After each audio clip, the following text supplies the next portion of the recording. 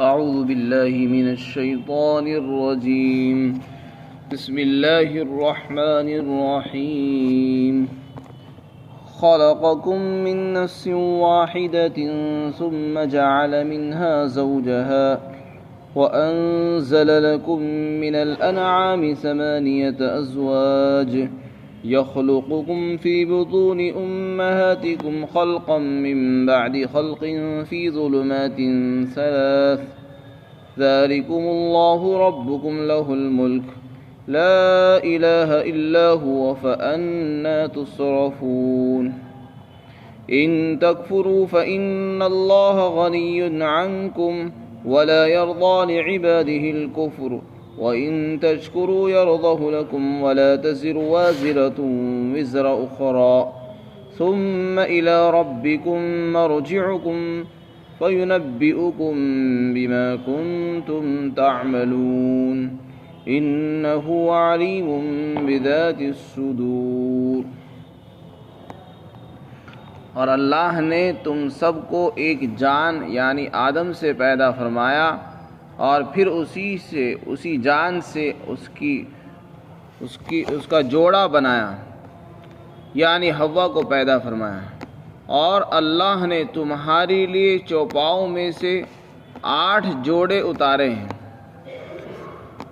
اور اللہ تم کو پیدا کرتا ہے تمہاری ماؤں کے پیٹوں کے اندر ایک تخلیق کے درجے اور مرحلے کے بعد دوسری تخلیق ہوتی ہے اور 3 اندھیریوں کے اندر تخلیق ہوتی ہے. اور یہی اللہ تمہارا رب ہے اور اسی کے لیے تمام جہان کی سلطنت ہے اور اس کے سوا کوئی خدا نہیں ہے. پھر تم کہاں پھرے چلے جا رہے ہو؟ دیکھو اگر تم کفر اختیار کرو گے تو اللہ بے نیاز ہے تم سے، اسے کوئی پرواہ نہیں ہے. اور اللہ تم اپنے بندوں کے لیے کفر کو پسند بھی نہیں کرتا ہے. اور اگر تم شکر کرو گے تو اللہ اس کو تمہارے لیے پسند کرے گا. اور کوئی بوجھ اٹھانے والا کسی دوسرے کے گناہوں کا بوجھ نہیں اٹھائے گا. اور پھر تم سب کو اپنے پروردگار کی طرف لوٹ جانا ہے اور وہ تم کو بتائے گا ان اعمال کے بارے میں جو تم کیا کرتے تھے. یقیناً وہ دلوں کے بھید کو اور سینوں کی باتوں کو بھی خوب جانتا ہے. اس سے پہلی آیات میں اللہ نے اپنی توحید کو اور اپنی قدرت کو بیان فرمایا تھا. یہاں بھی اللہ تعالیٰ اپنی قدرت اور اپنی خالقیت اور مالکیت کو بیان فرما رہا ہے. انسان کو اللہ تعالیٰ نے کیسے بنایا ہے؟ قرآن کریم کی تصریحات سے معلوم ہوتا ہے کہ اللہ نے انسان کو مٹی سے بنایا ہے، جبکہ دنیا والے سائنسداں اور فلسفی طرح طرح کے خیالات اور اپنے تجربات پیش کرتے ہیں کہ انسان بندر سے بنا، پہلے انسان کیڑا تھا، پہلے انسان بندر تھا. یہ سب بے سند باتیں ہیں، یہ قرآن کے خلاف ہیں. قرآن کریم کی تصریحات سے معلوم ہوتا ہے کہ اللہ نے انسان کو نہ بندر سے بنایا نہ کیڑے سے بنایا، بلکہ اللہ نے انسان کو مٹی سے بنایا. سب سے پہلے حضرت آدم علیہ السلام کو بنایا اور پھر آدم سے ہی سارے انسانوں کو پیدا فرمایا.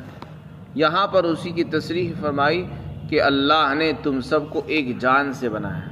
پہلے آدم علیہ السلام کا پتلا بنایا گیا، اس میں جان ڈالی گئی اور وہ اکیلے تھے تو ان کو انسیت کے لیے ضرورت محسوس ہوئی کہ ان کا کوئی ساتھی ہو. تو اللہ تعالیٰ نے ان کی پسلی سے ہی حضرت حوا کو بنا دیا جو ان کی بیوی کہلائی. تو اس طریقے سے حضرت آدم اور حوا ان دونوں کے آپس کے اختلاط سے اللہ تعالیٰ نے انسانیت کی نسل کو چلایا اور آج نسل انسانوں کی کروڑوں اور اربوں خربوں کی تعداد کو پہنچ چکی ہے. اسی کو اللہ تعالیٰ بیان فرماتے ثم جعل منها زوجها، پھر ہم نے اللہ ہی نے ہی اس کی بیوی یعنی اس کے جوڑے کو بنایا. وَأَنزَلَ لَكُم مِّنَ الْأَنْعَامِ 8 أَزْوَاجٍ، اور اللہ نے تمہارے لیے چوپاؤں میں سے 8 جوڑے بنائے ہیں۔ انزلہ کے معنی اتارنے کے آتے ہیں۔ اللہ تعالیٰ فرماتے ہیں کہ ہم نے تمہارے 8 جوڑے جانوروں کے اتارے ہیں۔ جانوروں کے 8 جوڑوں سے مراد ہے جو سورہ انعام کے اندر ذکر کیے گئے، یعنی اونٹ، گائے، بھیڑ اور بکری، ان کے نر اور مادہ دونوں مراد ہیں، دونوں مل کر 8 ہو جاتے ہیں۔ تو اللہ تعالیٰ نے ان کو خاص طور سے اس لیے ذکر فرمایا کیونکہ ان کی ضرورت زیادہ پیش آتی ہے، قربانی میں بھی ان کی ضرورت پیش آتی ہے، اور عموماً لوگ ان کو پالتے ہیں اور ان کے فوائد لوگوں کے سامنے ہوتے ہیں۔ فرمایا ان کو ہم نے آسمان سے اتارا۔ آسمان سے اتارنے کا مطلب یہ ہے کہ اللہ نے ہر چیز کو پانی سے بنایا ہے، اور پانی سے ہی انسان بنا ہے، اور پانی سے ہی ساری پیداوار ہے، تو اسی کی وجہ سے ہر چیز پیدا ہوتی ہے۔ تو آسمان سے اتارنے کے لیے انزال کا لفظ استعمال ہوتا ہے، یہاں بھی اللہ تعالیٰ نے اسی کی طرف نسبت فرمائی کہ اگر دیکھا جائے تو ہر چیز پانی سے بنتی ہے اور پانی آسمان سے آتا ہے۔ پھر آگے اللہ تعالیٰ فرماتے ہیں انسان کی عجیب اور غریب تخلیق کے متعلق اگر کوئی اللہ کو پہچاننا چاہتا ہے، اس کی تخلیق اور اس کی کاریگری کو جاننا چاہتا ہے، تو وہ اپنے بارے میں غور کر لے کہ ایک چھوٹا سا انسان جو کچھ بھی نہیں تھا، اللہ نے اس کو کتنا خوبصورت چہرہ، حسین آنکھیں اور لب و لہجہ اور اس کو چہرہ اور جسم عطا فرمایا، اور یہ سب کاریگری کہاں ہو رہی ہے؟ ماں کے پیٹ کے اندر۔ فرمایا ماں کے پیٹ میں تدریجاً اللہ تعالیٰ نے انسان کو بنایا ہے۔ اگر اللہ تعالیٰ چاہتا تو ایک دم سے بنا دیتا، یہ کہتا کہ کن ہو جا تو وہ ہو جاتا، انسان بن جاتا، لیکن نہیں، اللہ تعالیٰ نے انسان کی تخلیق کو تدریج کے ساتھ رکھا ہے تاکہ عورت کے اوپر بھی بوجھ نہ ہو، وہ اپنے کاموں کو بھی انجام دیتی رہے، عبادت بھی انجام دیتی رہے، اور شوہر کے حقوق اور اللہ کے حقوق اللہ اور حقوق العباد دونوں کو انجام دیتی رہے۔ تو اللہ تعالیٰ بچے کو آہستہ آہستہ بڑھاتے ہیں اور اس کی بہترین تربیت ہوتی ہے۔ شروع میں نطفہ ہوتا ہے، پھر وہی خون بن جاتا ہے، پھر وہ خون جمع ہوا خون بن جاتا ہے، پھر اس کی بوٹی بن جاتی ہے، پھر 40 دن کے بعد پھر وہ ہڈی بن جاتی ہے، پھر اس ہڈی کے اوپر اللہ تعالیٰ گوشت چڑھا دیتے ہیں، اور پھر اس کے اندر اس کے اعضاء بنائے جاتے ہیں اور اس میں روح ڈال دی جاتی ہے۔ اس طریقے سے 9 مہینے کے طویل عرصے کے اندر ایک انسان بنتا ہے، اور وہاں رہتے ہوئے اس کی زندگی کیسے ممکن ہوتی ہے کہ انسان بند کمرے میں زندگی گزار نہیں سکتا، اور ایک ماں کے پیٹ میں چھوٹا سا بچہ 9 مہینے تک کیسے زندگی گزارتا ہے، یہ سب اللہ کی قدرت کی نشانیاں ہیں۔ اگر کسی کو ایک بند کمرے میں بند کر دیا جائے جہاں سانس لینے کی بھی جگہ نہ ہو تو وہ گھٹ کے مر جائے گا، اور ماں کے چھوٹے سے پیٹ کے اندر 9 مہینے تک ایک بچہ جو ہے زندہ رہتا ہے، اور وہ غذا بھی استعمال کرتا ہے، کھاتا بھی ہے، پیتا بھی ہے اور زندہ رہتا ہے، اور اس کے بعد اللہ تعالیٰ اس کو زندہ ہی نکال دیتے ہیں۔ فرمایا 3 اندھیریوں کے اندر بچہ پلتا ہے، ایک ماں کے پیٹ کا اندھیرا ہے، اور دوسرے بچے دانی کا اندھیرا، اور تیسرے وہ جھلی جس کے اندر بچہ لپٹا ہوا ہوتا ہے۔ ان 3 اندھیریوں کے اندر اللہ تعالیٰ بچے کی پرورش فرماتے ہیں، اور اس کی تربیت ہوتی ہے، اور اس کے نقشے اور اس کی تصویریں، اس کی شکلیں، اس کے ہاتھ، اس کے پیر، اس کی آنکھیں، سب کچھ وہیں بنتی ہے۔ بھلا یہ بتاؤ کہ یہ طاقت کسی اور کے پاس ہے؟ ظاہر ہے کسی کے پاس یہ طاقت نہیں، نہ کسی نے آج تک ایسا بنایا، تو یہ طاقت اللہ کے پاس ہے۔ اسی سے اللہ کا ایک ہونا معلوم ہوتا ہے کہ تخلیق میں اللہ واحد ہے، وہی خالق ہے، وہی معبود بھی ہے۔ جب وہ انسان کو بنا سکتا ہے تو عبادت کا بھی حق اسی کو حاصل ہے۔ اللہ تعالیٰ فرماتے ہیں کہ دیکھو یہی تمہارا رب ہے، یہ اللہ ہے جس نے تم کو بنایا، یہی تم کو پال رہا ہے۔ اس نے تم کو بنا دیا، بنا کر چھوڑا نہیں ہے، بلکہ تمہارے پرورش کے لیے اللہ نے انتظامات فرمائے ہیں۔ تمہارے لیے زمین سے غلے اگائے، پانی برسایا، پھل پیدا کیے۔ یہ ساری چیزیں جو ہمیں روزانہ نظر آتی ہیں سڑکوں میں، بازاروں میں، یہ جو سامان آ رہے ہیں یہ سب اللہ ہی نے بنائے اور ہماری پرورش کے انتظامات ہیں تاکہ ہم زندہ رہ سکیں۔ اگر اللہ چاہے تو ساری روزی پیداوار پھل سبزیاں بند کر دے اور سب لوگ بھوکے مر جائیں، لیکن ہم دیکھتے ہیں کہ روزانہ تازی سبزیاں، تازے پھل اور ہر چیز تازی ہم کو مل جاتی ہیں۔ تو یہ سب چیزیں بتا رہی ہیں کہ اللہ تعالیٰ ہمیں زندہ رکھنا چاہتا ہے، اللہ تعالیٰ ہماری پرورش فرما رہا ہے، وہ وہاں سے انتظامات کرتا ہے جہاں ہمارا وہم و گمان بھی نہیں ہوتا، اسی کی سلطنت ہے، اس کے سوا کوئی معبود نہیں۔ اللہ فرماتے ہیں جب یہ سب بات معلوم ہو چکی ہے اور تمہاری عقل میں بھی آ چکی ہے کہ اللہ ہی کرنے والا ہے، تو پھر اللہ کو چھوڑ کر کہاں چلے جا رہے ہو؟ انسان کو اللہ تعالیٰ مخاطب فرما رہے ہیں کہ جب سب کچھ اللہ کرتے ہیں تو اللہ ہی کی عبادت ہونی چاہیے، اللہ کو چھوڑ کر بتوں کی پوجا کرنا یہ سراسر ناشکری ناانصافی ہے۔ اس کے بعد اللہ تعالیٰ نے ایک وسوسے کو دور فرمایا۔ کچھ لوگوں کے دلوں میں یہ وسوسہ پیدا ہو جاتا ہے، شیطان بھی پیدا کر دیتا ہے کہ اللہ تعالیٰ کو نعوذ باللہ ہماری عبادت کی ضرورت ہے، ہم جتنا اللہ کی عبادت کریں گے اللہ کے درجات اتنے اونچے ہوں گے۔ اللہ تعالیٰ فرماتے ہیں مجھے کسی کی عبادت کی ضرورت نہیں ہے۔ اگر ساری دنیا مل کر کفر اختیار کر لے، سب لوگ کافر بن جاؤ، اللہ کی نافرمانی پہ اتراؤ، تو میری شان میں میرے کمالات میں اتنا سا بھی فرق نہیں آئے گا، نہ کمی آئے گی۔ میں تو بے نیاز ہوں، تم جو عبادت کرتے ہو وہ میرے لیے نہیں کرتے، وہ اپنے فائدے کے لیے کرتے ہو۔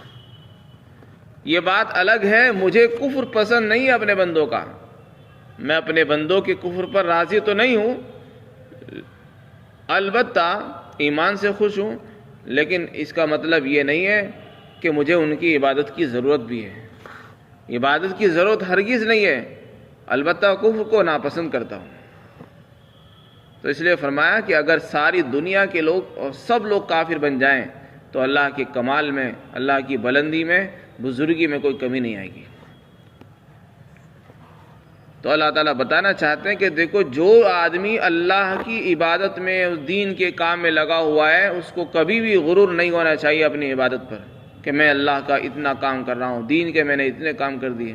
کسی نے اللہ پر کوئی احسان نہیں کیا، جس نے دین کا کام کیا ہے وہ اپنے لیے کیا ہوگا۔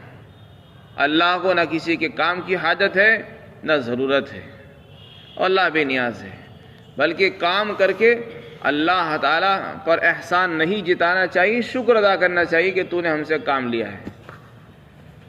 شیخ سعدی رحمۃ اللہ علیہ فرماتے ہیں کہ اگر بادشاہ کسی کو اپنے یہاں خادم اور ملازم رکھے تو بادشاہ کا احسان ہے کہ اس نے اپنے دربار میں تم کو نوکر بنا دیا ہے، ورنہ بادشاہ کے دربار میں نوکری کے لیے تو سینکڑوں لوگ لائن میں لگے ہوئے ہیں کہ ہمیں خادم رکھ لیں، ہمیں خادم رکھ لیں۔ اگر کسی ایک کا انتخاب ہو گیا ہے تو تمہارا احسان نہیں تم اس کی دربار میں کام کر رہے ہو، اس کا احسان ہے کہ اس نے اپنے دربار میں تم کو رکھ لیا ہے۔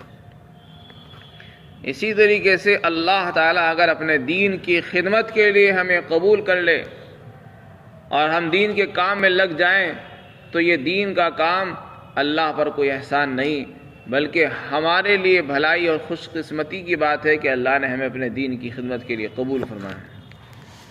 اسی لیے آگے فرمایا اگر تم سب لوگ کفر اختیار کرو اللہ بے نیاز ہے، لیکن اس کا یہ مطلب نہیں کہ اللہ کو بندوں کا کفر پسند ہے، نہیں، اللہ کو بندوں کا کفر بھی پسند نہیں ہے، راضی نہیں ہوتا اللہ تعالیٰ سے۔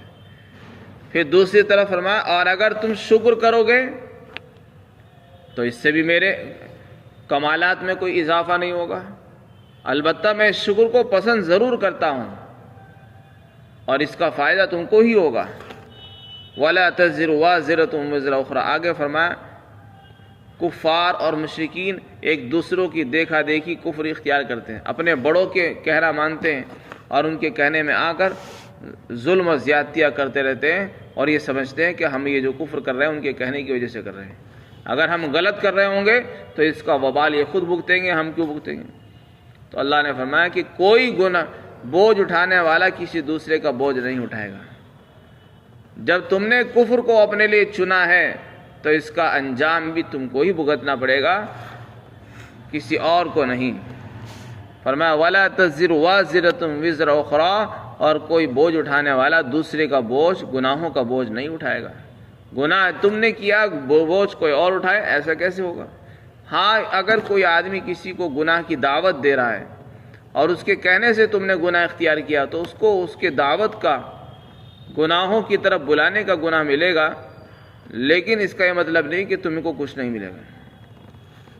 اس کے بعد ارشاد فرمایا کہ ہر شخص کو، تم سب کو تمہارے پروردگار کے پاس لوٹ کر جانا ہے، یہ بات ذہن میں رہنی چاہیے۔ دنیا میں کوئی انسان آزاد نہیں ہے، اپنے ہر عمل میں، اپنی ہر بات میں، ہر کام کے اندر اللہ کا محتاج ہے۔ اس لیے ہر کام کو کرنے سے پہلے سوچنا چاہیے کہ ایک دن مجھے اپنے رب کے پاس جانا ہے، اور اس دن وہ ہمارے اعمال کے بارے میں خبر دے گا کہ تم نے کیا کیا عمل کیے، اچھے کیے، برے کیے، حلال کیا، حرام کیا، جائز کیے، ناجائز کیے، ہر عمل کی تفصیلات اس دن بتائی جائے گی، اور اس دن کے افسوس سے کوئی فائدہ نہیں ہوگا۔ اس لیے فرمایا وہ اللہ تعالیٰ سینوں کی باتوں کو بھی خوب جانتا ہے، تمہارے دلوں میں کیا ہے اس کو بھی اللہ جانتا ہے۔ اللہ تعالیٰ ہم سب کو سمجھ بوجھ عطا فرمائے اور دنیا میں آنے کے مقصد کو پورا کرنے کی توفیق عطا فرمائے۔